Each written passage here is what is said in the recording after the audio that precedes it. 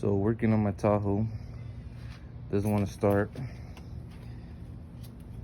So I got these jumper cables, pulled the starter out. I already did a few bench tests, jump relays and whatnot, but here we go.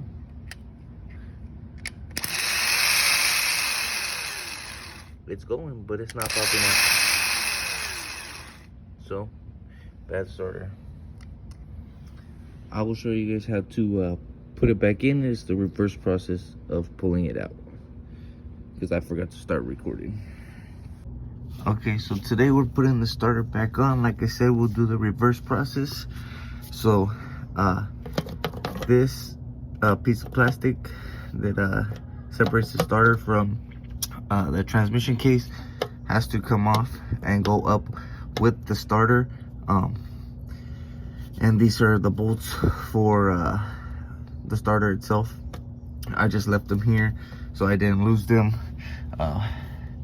This is your ignition wire. We'll put that back on.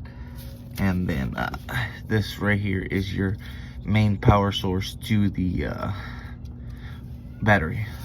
So I'm gonna go ahead and putting that in, and I'll show you guys how it goes. Okay, so we got our wires back up. Also guys, don't forget to disconnect your battery while you're doing this. Forgot to mention that. Now we're gonna push this back up in there, and then we're going to slide our cover in between, and then put it back and put the bolts back. All right, so here we are. Plastic covers in, starter's up in there. Now we just gotta start her up and make sure everything's good. There we go, started up first time.